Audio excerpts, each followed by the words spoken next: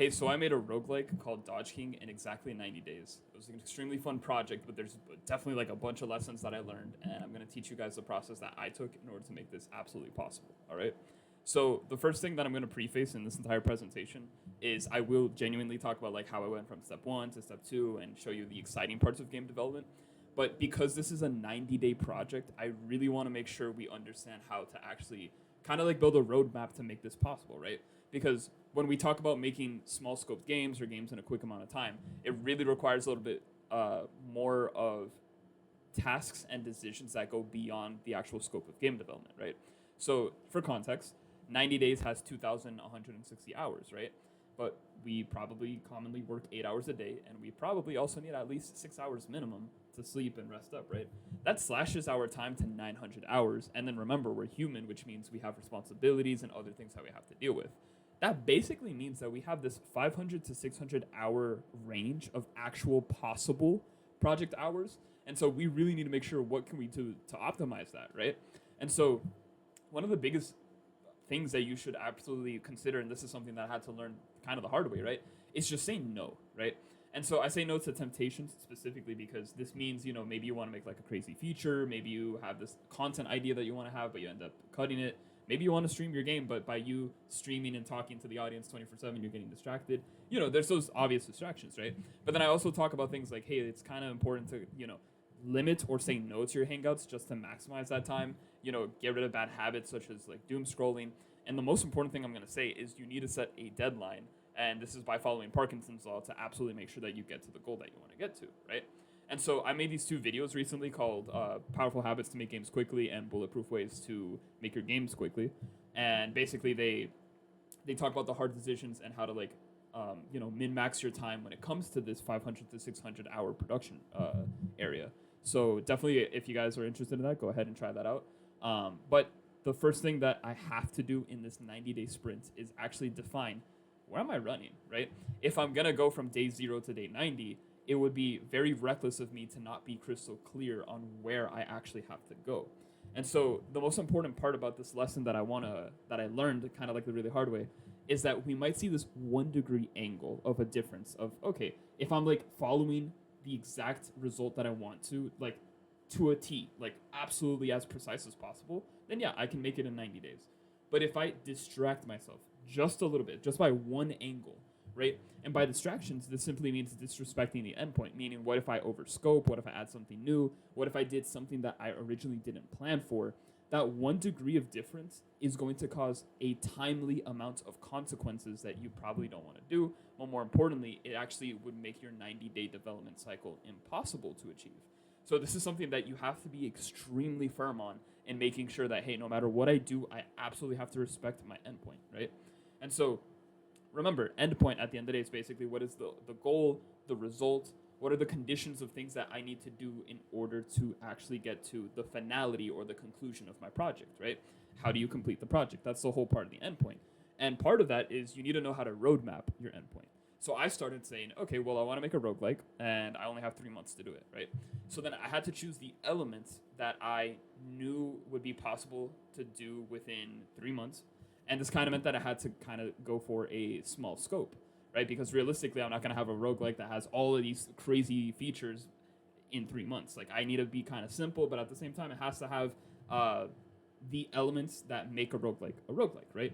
And then in addition to that, I also took the time to clearly define what the game was going to look like, feel like, all the features that I would have, and that's basically what would help me filter out everything. And the reason why we need to have this crystal clear definition is because once we know how or what is going to have our, like what type of content our game is going to have, then from there we can start to look at the development phase, right? And so obviously in game development, we have planning and prototyping and then a bunch of phases up to launch. And the thing is, for example, you can't have a beta without an alpha, you can't have an alpha without a prototype, you can't have a prototype without planning, so these are necessary things that you have to do. But the crazy part is that if you start breaking down the definitions of exactly what each phase has, you end up learning that, wait a minute, a prototype should just be an MVP. A beta should be more about like adding content. The planning phase should allow me to understand the game's vision. And so because we talked about how our endpoint was going to have all these features, and now we're looking at the development cycle, what happens is when we're able to break it down even more, we basically see the tasks that we're going to end up doing. And so when we allocate those tasks in the exact phases, then from there we can actually make a time frame of how we're able to achieve our goal from day 0 all the way to day 90. So that being said, we're going to go ahead and start talking about my planning phase, right? Okay, so let's talk about the planning phase. This was something that was relatively simple to do because I knew that I wanted to make a roguelike, that it was going to be dodging based, and thanks to the endpoint definition, we kind of know all the features that we're going to want. However, the very first thing that I did was I actually used a prototype of another game that I was working on called Another Chance at Happiness, which is formerly paused. And I ended up using the sprites of the characters that we were going to use for DodgeKing. And all I did was literally say, okay, well, we have this prototype that has grid-based movement, which is something that we said DodgeKing was going to have. And because naturally the game is going to have these bullet hell-like tendencies, might as well see how that looks like with something that already exists, right? And so the best part about this is that this allows me to validate my game idea to see, one, more about like the game vision, how it looks, how it feels, but more importantly, hey, is this something that can actually have its own identity and, do its own thing? And so we call this evaluating the environmental advantage, where you just basically look at the tools that already exist and just make the most out of what you already have. And once I saw this, I said, okay, well, we have a game that works. We have something that, is pretty simple, and I can definitely continue to build upon this. So the next thing that I did was I made sure that I would port specific assets that I would absolutely need. And so the reward of making small scoped games or, prototypes with a bunch of systems is that you end up expanding your library of these assets that you end up using to speedrun your game development process. In other words, why would you want to make the same hard system over and over again when you can just make it once and then all you have to do is change a couple of variables to reuse it and recycle it for your other projects? So in this case, I had a grid-based movement system, a enemy wave spawner system, and a card select system. And you'll see later in the video that this fundamentally carries a lot of my work here. So this is something that already existed. Why am I not using it again? And more importantly, by using it again, I get to continue to save a lot of time in the development process. Remember, we only have 90 days. And so as a Unity developer, I ended up choosing Unity as the game engine. And the very first thing I did was organize my project. I made sure I put a lot of folders and allocated the exact names that I needed. And after I made a specific folder called import, that's where I put all of the assets that we just talked about. And basically, that's my planning phase. We're just going to go ahead and make a game that's going to follow the endpoint. We have game validation ready. And now all we have to do is actually start writing the prototype. All right, so let's talk about the prototype phase. The first thing we have to do is write a minimal viable product, or, like the most bare bones player object. The reason why we start at player object is because this is the number one thing we're going to control 99% of the game. The first thing we need to do is make sure that the grid movement system actually works, which as you can see it does. And hey, does our health system work? And what we're basically evaluating is if the player touches the pink box that you see moving, when we collide, there's a little console log that says, hey, you guys touched, therefore you lost some HP. We don't need a -1 effect or gore or anything else that indicates that because we will build that later.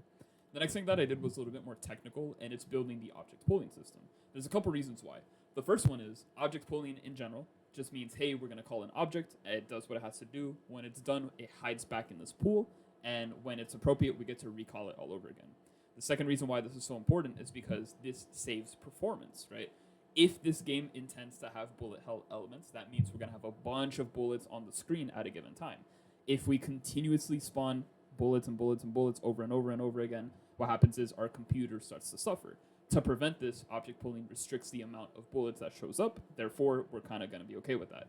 And the third thing is the reason why I did this so early is because every single enemy, weapon, effect that is going to use the object pooling must have a default state.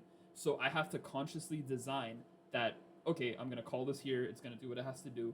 When it's done, it's going to default back to its normal state, going to go hide in the pool, and then I can call it for later.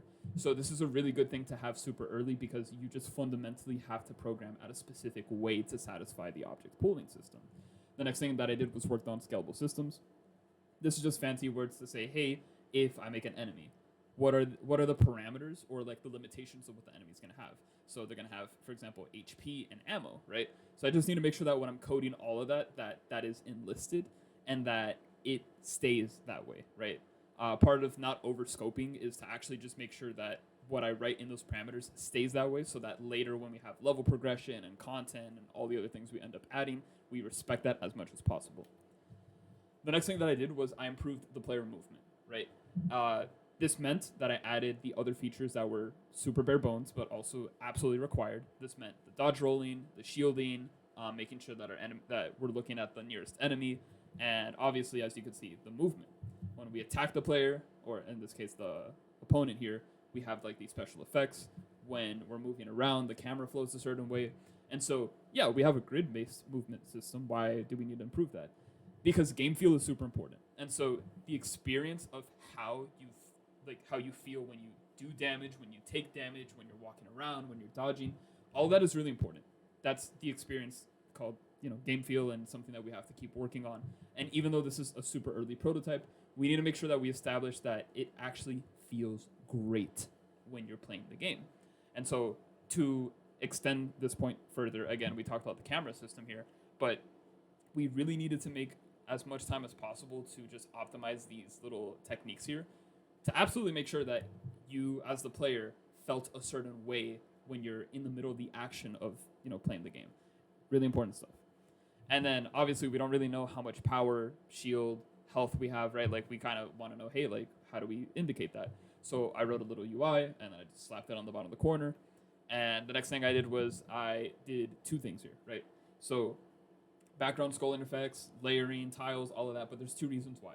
Number one, I wanted to get a clear vision of how the game was going to look like with its own identity. So like, hey, will DodgeKing actually look like this? How do we play around with it? And then two, I wanted to have like a super, super basic level design of how complex levels can be, right? So all I did was, hey, if there's a tile and if your character's on the tile, good. If they're not on the tile, then they shouldn't be there in the first place. Super simple stuff that can be scaled later on. And then the most important thing that I would also argue is, just like the object pooling system, settings had to be made hyper early. And this is because there's going to be other systems that need to respect settings, right? So for example, if we have other UIs or if we have sound effects, they need to evaluate what settings is currently saying, respect that, and then act based off of the variables that we have. And not only that, but the settings menu creates a script that is extremely critical for reusage purposes that we'll talk about later. But this is something that I decided to implement really early. And I would also argue that it's not that settings are underserved, but it is a genuine requirement for players to have access to in order to play the game the way that they want to. You never know if players want a full screen, if they want windowed, if they want volume control. So just keep that in mind. But I didn't have any art assets for settings, so I actually had to write these sprites. I ended up creating this, and then when I made the script and implemented it all together, this is what we had. I'm censoring that little part down there because we're going to get back to this later, as I've been mentioning. And then I started working on the fundamental weapon script. Now, this screenshot here specifically shows off how the weapon system looked at the end, and you can see that there's a bunch of components, and it's just a huge cluster of a lot of game objects, right? So retrospectively, I probably could have optimized that a little bit more. But the whole point of the weapon system is, can we have a singular bullet that can have multiple patterns of how it moves, how it behaves, how much damage it does, how much status it gives out? And so based off of that, we can continue to, again, lay out the groundwork of, okay, this bullet can behave in these certain ways. So later when we add the content, when we add the more sound effects, when we add all of these extra things, we can actually continue to take more careful care of the design of the actual weapon, right? And so by extension, we also do the same thing with the enemy, right? When the enemy moves, can they indicate where they're gonna make the movement? Are they gonna bump into us? When they collide, can we take damage? And so we also need to find a way to make sure that the enemy can throw the weapon to us, because once they do that, we effectively have a full functioning working enemy. The problem is that the logic that I have for the enemy to spawn in the game world doesn't exist. Therefore, that same logic of how the enemy is going to spawn the weapon in the game world needs to be created. So I ended up making this little spawn effect animation that simply highlights, hey, this is when the enemy spawns in. And consequently, I also made the despawn logic associated with this, which means, hey, we have an enemy that can spawn, and that enemy will also have the ability to attack us. So now we have this working system of, okay, now I have a character, I have an enemy, I have the way to attack, I have the way to defend myself. Okay, we have a really bare bones project, right? We can do all these basic movements, we have a working enemy, but where's the roguelike part, right? And so the first thing that I had to absolutely triple down on was working on a relic system. The reason why I argue this and the reason why I had to do this specifically is because if you are a player that wants to play a roguelike, your expectation of a roguelike means you're probably going to encounter roguelike elements. And so from my research and from what I've currently played in terms of like roguelikes, one of the most common things you can do is when you level up, you end up getting a reward, right? Specifically, you get presented 3 different possible reward options. You choose, and then you move on. So I decided to draft a really ugly system here. And fun fact, I actually used the prototype of the other old DodgeKing. We're currently developing DodgeKing Deluxe version. And in this first version, I ended up doing the relic system there. 1, to validate, because we're using our environmental advantage. But 2, because here, even though everything looks ugly, I just really care about functionality. So once I added it, I was able to test it out. And so here we're trying to see, hey, does it actually work? So here in this clip, you'll see that I tagged Toxie. Toxie shows up in game, starts intoxicating everything, and that's good. That means that it works. Once we know that this bare bones, ugly relic system works, we now have the permission to polish the visuals and fix the UI placement. So as you can see on the screen, now we have, the skip buttons on the top left corner. We have a reroll button on the bottom. We have like more assets that we just created specifically for the relic system here. And once that was done, we continued to double down and polish it even more. The reason why we have to put so much quality in these specific elements is because, again, the player that plays roguelikes is expecting roguelike elements.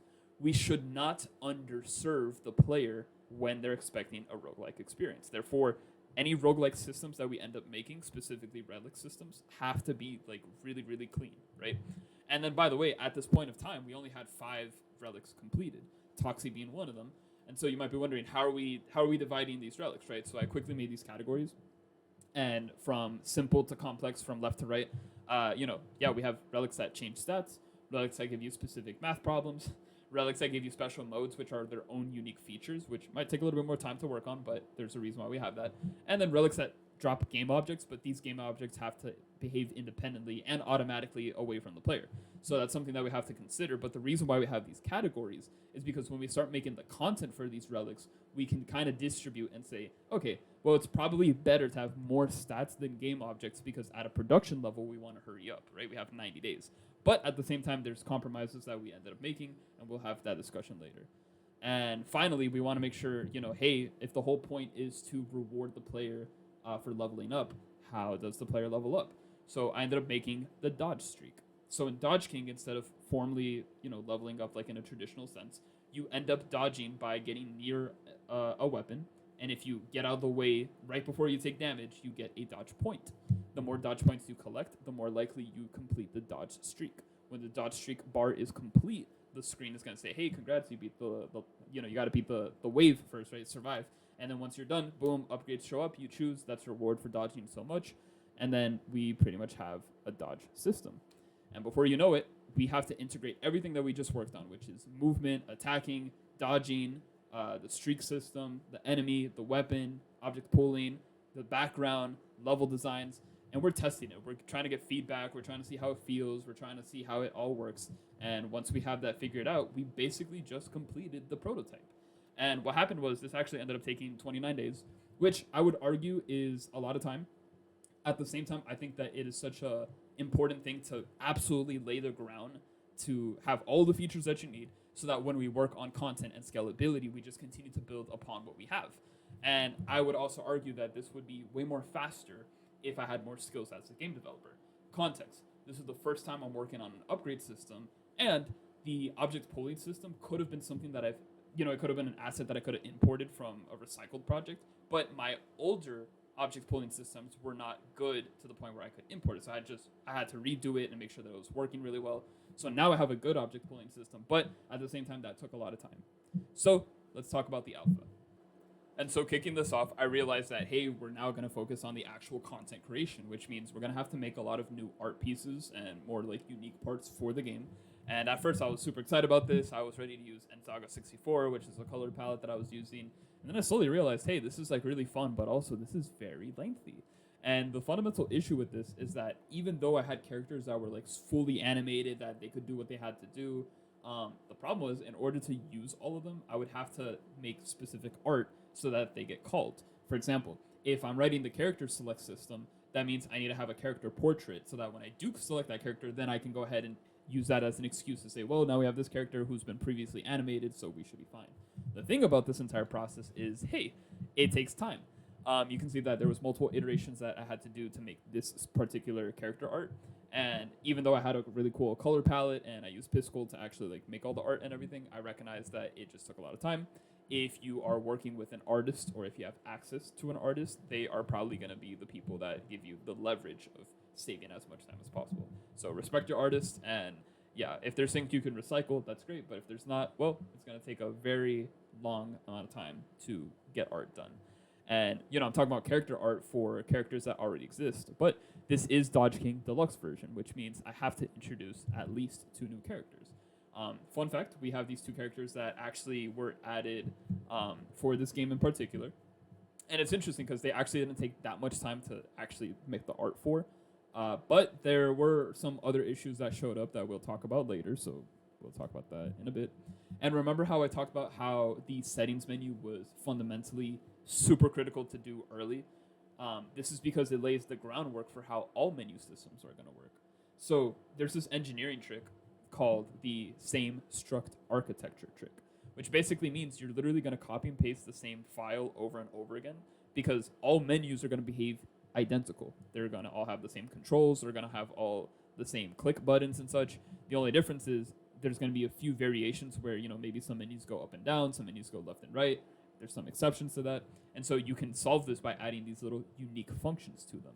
And so I ended up making a lot of menus, but I was able to speedrun those menus because I had that same struct trick where everything was the same. All I had to do was make the variable changes and then that one unique function, and then we pretty much were set. So what I ended up doing is I made a basic start menu with the settings. And remember, we just made character art, so we wanted to kind of implement it and see how that worked. And as you can see in this clip, hey, it was working, it looked good. Okay, let's move on. And because it reached satisfactory results, I was able to work on the other menus. Remember, we're creating a roguelike. So a collection or gallery menu is kind of important because it just demonstrates all the relics that are available to you. And then we said that in our endpoint, we wanted to have a customization build, meaning what can we do to modify our stats and give ourselves more challenges. Now, the challenges that you see on the bottom are kind of like still empty. We kind of left that for a little bit later because I wanted to see what was the most effective way to make the game more challenging, but I need to complete like the alpha phase to make sure that I can actually start adjusting for more game modes, right? And so the next thing I did was I created these battle lanes. We talked about how our prototype had layers and the backgrounds and such, but here we're just going to restrict everything to 3 lanes. And yeah, we can actually add more lanes with a specific relic, but we're not going to focus on that right now. And so with this new identity, it's like, wait a minute, we now have a battle lane and there's a lot of empty spaces that we can't go to. Maybe this is where we can start putting the obstacles, right? And so there were going to be more challenges in the battle phase mode as a whole. However, I recognize that on building these obstacles, I actually ended up making more weapon varieties. So for example, what you see on the screen is this little electrical orb. It looks at you and then it shoots a blast of electricity. And the logic behind that was super simple. It damages the player. Hey, why don't I just copy paste this into the weapon script? And when I did that, I realized, wait, that's true. Our weapon script, we need to finish it, right? So we have the base form of how it works. We had, you know, the working scripts, the scalability, all of that, but we need to make sure that all patterns are established. So we worked on the laser, on the bomb, on the missiles, on slow bullets, on the zap, on the fire towers. There's a bunch of different type of weapons that show up in the game, and there's a lot of variety. But this was the part where we had to establish absolutely everything so that we prevent overscoping and that we have all the variety necessary. And so if the weapons are completed, it's only natural to design and build the enemies that are going to use said weapons, right? So this is a part of the project where we ended up making the enemies. And remember, every single enemy is supposed to have its advantage, its pro, its con. So we just wanted to make sure that we had that diversity, right? And so what happens when you make an enemy, animate it, and have a working weapon system? Well, congrats. When you fuse that together, you have a legitimate enemy. And so here, for example, you see this little flying satellite that has the ability to go over holes, and it exclusively shoots lasers at you. And this is great because this means that now we have excuses to have new types of attacks and, you know, signature attacks that enemies can have. And again, we have the variety, and more importantly, like the way where players can look at this enemy and say, oh, I should expect lasers. Oh, this other character does other type of damages, so we have to watch out for that. And so clearly, we need to make sure that as we're defeating the enemy, we're progressing somehow, right? And so here on the left, you can see that this enemy starts off with 10 HP, and then in the middle, they return with 14 HP. And so what happens is that we made this arena manager script, which is responsible for making sure that every time you defeat an enemy, either their HP or ammo or speed of how they attack you increases, so that you are naturally getting in more challenging scenarios. The arena manager also takes charge of how many enemies show up in the first place and other extra things. But when you consistently beat enemies over and over, you actually end up changing backgrounds, because changing level backgrounds is another form of progression.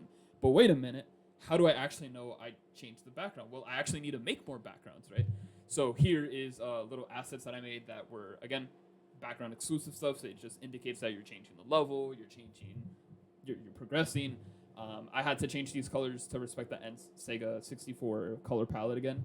But yeah, this is just how it looks like at its most raw form. And if we're talking about like level progression and enemies and weapons, we're missing something, right? So let's take a brief moment to talk about the original soundtrack. Fun fact, the very first prototype that I made for Another Chance at Happiness has a whole album of songs that I wanted to use. And based off of that, I was able to make an original soundtrack for the first version of DodgeKing.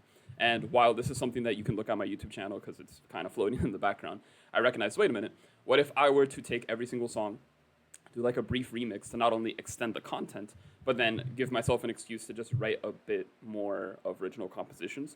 So what I ended up doing was I took the normal level themes and battle themes, and then I added a march variation.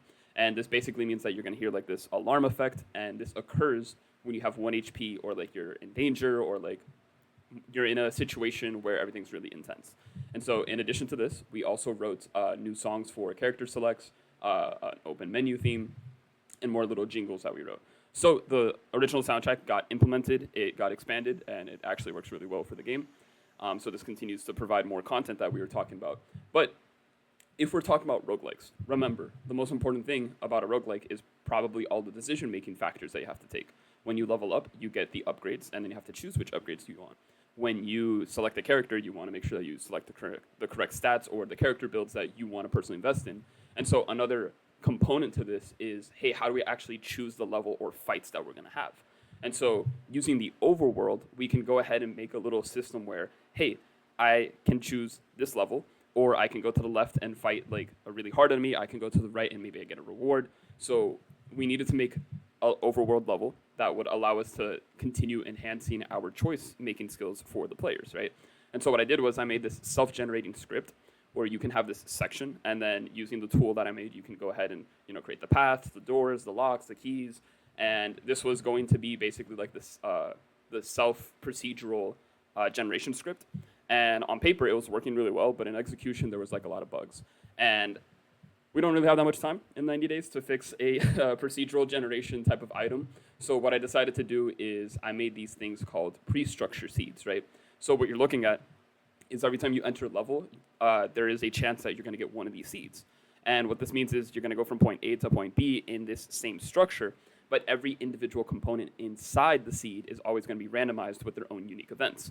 So even though the structure remains the same, the actual like fights and events and levels that you enter are always going to be unique and randomized at a specific level. So this was my solution to fixing that bug, because again, we don't have that much time. And then the next thing I had to test was, hey, how do we go from the battle into the overworld? And so I created this script called the Overworld Manager, which basically says that, hey, when you defeat all enemies, we throw you back to the level, and from here you can go ahead and just make the progress that you need. And it's also really important to add the characters, right? I mean, we had the character select menu, we made the character art, we already implemented the enemies and the weapons, but hey, like, how do we actually get the variety of playing through the game? And so the thing is, if you play as the original character all night, you don't have an ability. But that being said, each other character has a unique ability, and this is done to basically elevate the archetypes of how you play the game. So again, you could select a character, Mycenae, that does double the damage, or you can do a Prankster, right, which basically steals ammo, so it kind of promotes more of a stall-based approach. Now, remember these two that we were talking about? So while the other characters are more like stat-based stuff and more regarding like, okay, these are the bonuses you can get. These two characters in particular, because they're known as deluxe characters, they actually have exclusive features. So Rahman on the left actually shoots targets, meaning when you attack, you actually shoot a small bullet, and you can control how many bullets you shoot. So this becomes like a shooter, and more importantly, it becomes like a different style of play, which is really enjoyable in my opinion. And then you have Lelora, which basically adds the parry mechanic. If you attack right as you're about to get attacked, you basically become invincible. Now, these two abilities are exclusively tied to these characters. However, you can unlock a relic where you can enable these abilities for other characters, but you just have to make sure that you get the actual relic, right? And so remember how we had the menu scripts, how we had all these, the engineering, same struct architecture trick. That being said, we can use the same script to write new menus. And so the crazy part is, okay, how do I unlock the characters, right? Well, I'm going to need an unlock system. So I wrote a unlock menu. And what happens when we're using menu scripts? That's right, we use the same struct trick, and then we're allowed to basically make a menu faster. We can just copy paste it, make the unique variables, and we're set. With the unlock system, now we have a way to unlock our characters. But also, how do we know what conditions we're able to reach to get the characters? So I had to make the results screen. And as you can see here, results screens basically tells you how many times you killed a robot, how many times you dodged, what is your current EXP, your levels. And again, this is a menu. So we copy paste the script, make the unique variables, and now we have a way to track our progress as a player. And so when we had that done, we were able to go back to the settings menu and add a way to delete data. Now, remember, if we're unlocking and having results, and more importantly, tracking our results, that means we have to save it somewhere. So indirectly, we're making a save system, and so by consequence, we also have to find a way to delete the save system if players want to go ahead and start all over, right? And so the number one thing I'm going to say here, and this is super important because when I was making the save system, I recognized how sensitive a save system truly is. And the reason why is because, yeah, you can get these variables and place them and set them and do what you have to do in the game engine, but the save data itself is actually stored locally on your computer. And so there's going to be test scenarios where you would assume, oh, well, I have this condition in the game, therefore I should unlock this. When in reality, maybe you were unlocking this item a couple of play tests ago, right? So I made this huge mistake when I was designing and testing the save system that I'll talk about later. But basically, when you're testing save systems, make sure that you're very vigorous with your testing, be very careful because it is a very sensitive system at the end of the day. And I was using player press for that. The next thing that I did was, hey, we have the characters, the weapons, the enemies. We need to add more relics. And so based off of the 4 categories that we were talking about with the stats, math, special modes, and game objects that we can spawn, I decided to make more content for that.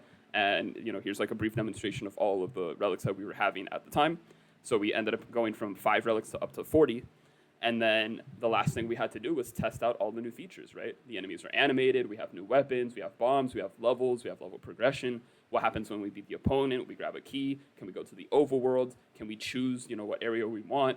Can we activate an upgrade system or, relic menu in the overworld? Does it work? And when we have that, we basically just completed the alpha. And the cool part about this is the content creation part is very tricky because you have to pay a lot of close attention to these things. But it's a mix of, it could take a lot of time, but based off of how much assets you're recycling, or if you have like the ease of getting things done quickly, then you can save a lot of time here. Regardless, I do think it's important to assess the quality and make sure that it's set, but this can only be done correctly if our prototype is laid down first, and then we use the alpha phase to just continuously build upon that, which is what we see here. That being said, now we can talk about the beta phase. All right, so now we're in the beta phase, which basically means we need to actually polish every single feature that we have, complete the game, and get player feedback to make sure that our players are going to be satisfied when playing DodgeKing. So the first thing that I did was I added bosses, and this was a really fun part because not only are bosses really challenging and they let the player know, hey, you're like at the end of the level, it's also a way to just revisit the enemy script and just make those small optimizations where, bosses act a little bit more uniquely, right? And so the cool part about all of this is that when we were able to add bosses, we ended up getting like a lot of bugs, right? So for example, when you beat a boss and you went back into the overworld, you would have like the boss HP thing kind of like show up anyway. But obviously we were able to resolve that and patch it. However, this also made an excuse to say, wait a minute, we can revisit the enemies and give them boss exclusive traits, right? So for example, you can see that lasers are slanted. You can see that enemies are now shooting missiles, that enemies have these little orbs that are surrounding them. And if you touch the orbs, you basically take damage or activate like a hitbox. And the reason why we did this is because, hey, yeah, we can always change the stats of the enemies getting more HP and shields and ammo, and they can become more difficult as you progress. But let's say we're entering a couple of levels before we actually beat the game, right?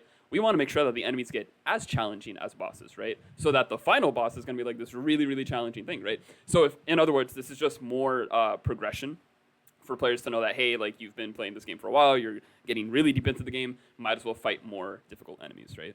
And this is all done because we were able to add more boss features, right? So super important that we get feedback. And so there's two types of feedback loops that you can do. You can have a passive playtest where you have a document or survey and you let your players play the game. And when they're done, they can document what they felt or things that they noticed or just ask basic questions in a survey. But the second part is an active playtest. And I had this huge privilege to actually get onto a Discord call with one of my playtesters. And here I could see like live feedback of like how they were playing the game, how they reacted, listen to their commentary, and then ask a bunch of questions after they finished the session, right? And the cool thing is, shout outs to Venator, Tenka Studios, Chris Rosario for making documents that basically says, hey, we found these issues, you should probably go ahead and fix it. And this was extremely helpful, right? Remember, having a feedback loop early in the prototype and alpha phase is also really important. But again, due to the 90-day sprint, I think it was appropriate to do it now and just actually see what's necessary. And we also have to recognize that we have to filter the criticism that we get, because sometimes things that we need to implement are absolutely necessary. It's what the players want. But then sometimes there's these other key little features that it's not hyper necessary to the experience of the game, so we can kind of dismiss that. And we need to know how we pick our fights in this case, because in the scenario, again, we have a time limit that we want to achieve. So some examples. For example, if you died, if you got a game over, you would return to the screen, or now you can press the retry button, which means you just go back into the game and continue doing your run from scratch, right? Now we have this little feature called a door preview, where if you stand in front of a locked door, you can kind of see what's about to happen in this next door. So it gives you that option of, should I go in this direction or should I find another door, right? And then we also had this issue where we would sometimes spawn in the middle of nowhere. So we had this platform holding you, and then once you left the platform, you could continue making progress, right? And remember, we're polishing every single feature, and the most important features to polish are the roguelike ones, right? So part of the Relic system had the reroll button, and reroll is accessible when you have a certain amount of gems. Now, to this point, I never made a gem system, right? There's no currency that you can collect, and I recognized, well, I could just cut the reroll and, we speedrun the process, right? However, I want to really make sure that players actually have the most optimal version of a upgrade system, because again, this is a roguelike element that we must respect and pay a bunch of attention to. So I ended up making a gem system, which is basically going to be our currency. And this would reward players when you collect a lot of gems. You have the ability to reroll for something cooler. And the consequence for that is I actually ended up having more unlock conditions, because now you can unlock characters by collecting a lot of gems, or you have these extra little effects that occur when you have a lot of gems in your playthrough. That being said, we also made the endless mode because the endpoint required us to have a lot of replayability. So classic mode has replayability as a whole, but also endless mode is just another way to play the game. And I also think that endless mode would be a really cool reward if you were to beat classic mode, right? But now, how do we actually access endless mode and classic mode, right? They are two different things. So we had to make a game mode menu. And if you remember, we have a menu script using the same struct menu, the same struct architecture trick. And we just copy paste that, play with the variables. Boom, we have a new menu made really quickly. Originally, we had a retro mode, but we ended up cutting that. More on that later. And remember those challenges that we kind of left empty because we wanted to see, what we could actually do with it? Well, because we're at a more complete state of the game development process, we actually can choose and assess what are going to be better challenges, right? So, for example, at first I was thinking, hey, what if we had this 100 room mode, right, where you enter a room and you have to survive 100 waves, right? Well, that doesn't necessarily align with the scope that we have for classic mode. So what I did instead is, hey, you can now enable taking double the damage, or hey, you can enable the fact that bosses are going to be way tougher, right? Like EX bosses, basically. And yeah, these are things that we were able to implement because the game is complete. This caused a bunch of bugs, a bunch of test cases that we had to try out, a bunch of things that we have to really work on. But end of the day, these are things that we were able to resolve. And I also added this basic dialogue mode to kind of indicate to the player, what we have to pay attention to and such. And it was really in-depth because we had characters interacting with each other. They had these slick little lines. They would describe more lore. It was something that was really good. But again, the dialogue system caused a bunch of bugs, and I just did not have enough time to assess this, right? And here's the critical part about why we need to make sure we have playtester feedback. You see, I ended up taking out the dialogue system. And the reason why is because the dialogue that we originally had was not necessarily useful and such, but it also was an excuse to kind of like talk about the tutorial, right? I ended up cutting the tutorial because players knew how to play the game intuitively. I saw all these playtesters that they never saw the tutorial, they never pressed the pause button, they never did any of that, and they knew how to move, they knew how to attack. I even went to the extreme point of getting players that never played a video game in their life, and they actually knew how to play the game intuitively. So this gave me the excuse to say, okay, well, I don't need a dialogue system that explains every single thing. I don't need to make cutscenes. I don't need to make a whole tutorial system for something that is not even going to be used, because players, based off of the feedback that I was able to measure, literally know how to play the game. Now, you can pause and you can have a set of instructions that tells you, hey, if you press Q, you shield. If you press E, you can do dodge rolls, etc. But I realized we can just cut this content and we can continue to move on, right? And so remember these two little rascals, the deluxe characters? Remember, they were feature-based, right? So we had to make sure that their features were optimized, that it was fun, that it was really good. And at first, they were very broken because they were unbalanced. Flolora's parry mechanic actually had the ability where if you just spam the attack button, you're basically invincible the entire time. So I had to nerf it so that's exactly the frame that you take damage, right? And then Rockmon had the ability to shoot characters, which is a completely different game mode. It invalidates dodging. It's really fun. But the bullet did as much damage as the amount of power that you had. So I nerfed the bullet so that it always does 1 damage, but if you're in front of the enemy, the bullet will do the exact amount of damage that your power system has. So, you know, it's more fair, it's more fun, it's more balanced, and you can still play while shooting. And then, obviously, you know, we're playtesting. We're constantly playtesting, by the way, so we're adding these features, we're adding endless mode, we're adding this and that. So as we're approaching this final build, we need to absolutely make sure that all of the feedback is being used appropriately, and that if there's any quality of life changes that we can add to make sure that players are even more satisfied with their game, then yeah, we should prioritize that, right? But also, if you get a message that says, hey, my game crashed, what do I do? You probably have some really buggy code that really needs to be fixed or something, and I had a bunch of issues trying to fix the game from crashing and such. So really try to optimize as much as you can at this point, but also respect the amount of time that you have left in your deadline. But long story short, just keep playtesting, keep getting feedback, try to do as much as possible to satisfy the player, because now you basically have a complete game. And then when you are actually completely done, you added the final boss, you added all of these extra things, right? What I ended up doing was I had to sit down and beat my game from, the first level all the way to the end. And I invited a couple of players to actually do the same. I recognize that, yeah, you probably don't want to spoil the ending for players because, you know, they're testing it, but you need that feedback too. So go ahead and grab a couple play testers, let them beat the game from start to end, let them fight the final boss, see how balanced it was and such, and then assess it, right?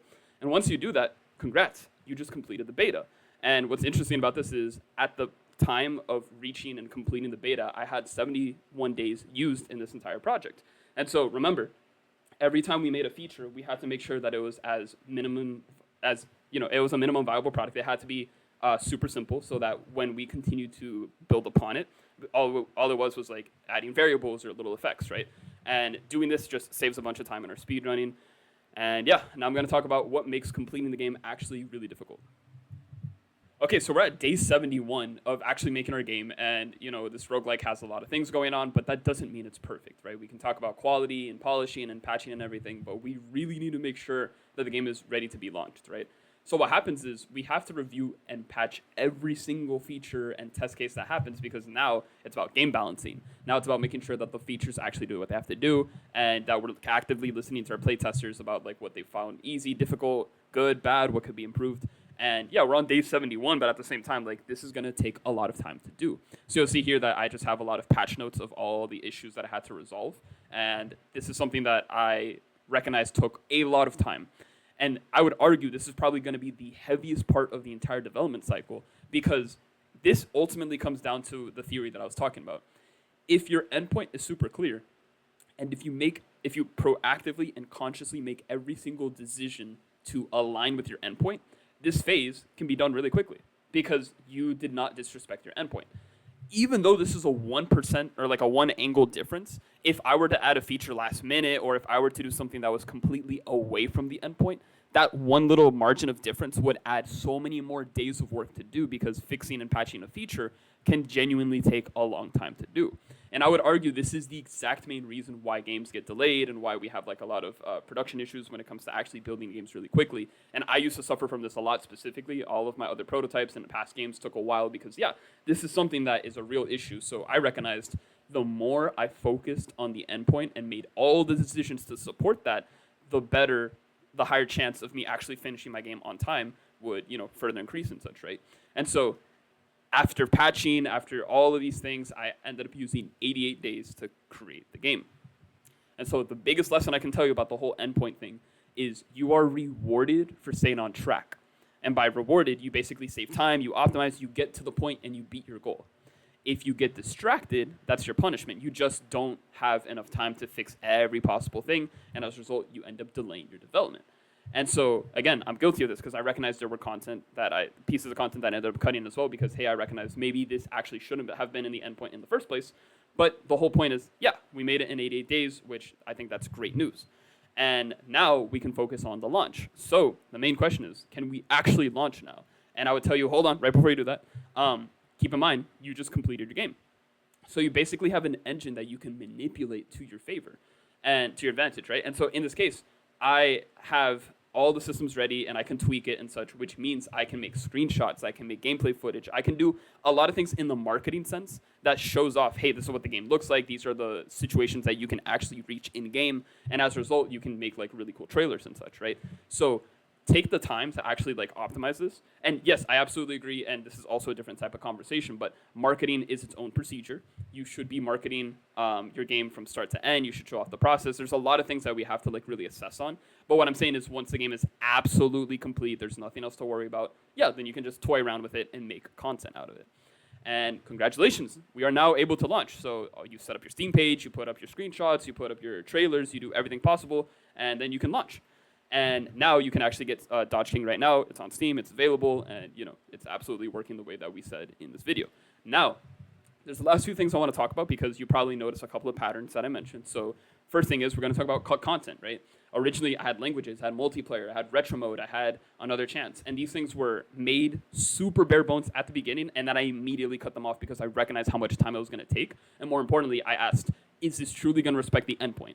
So for example, retro mode actually was going to be you accessing the first game inside of the second game, which on paper sounds cool, but there was a bunch of bugs that I had to fix because we're like updating systems. We have to like really focus on polishing the old game, and I would rather prioritize all my efforts on the new game. And then another chance mode is actually the prototype that we were using for the planning part, right? And so it is presentable, it is slightly polished, but there were going to be way more systems I needed to add to represent this perfectly.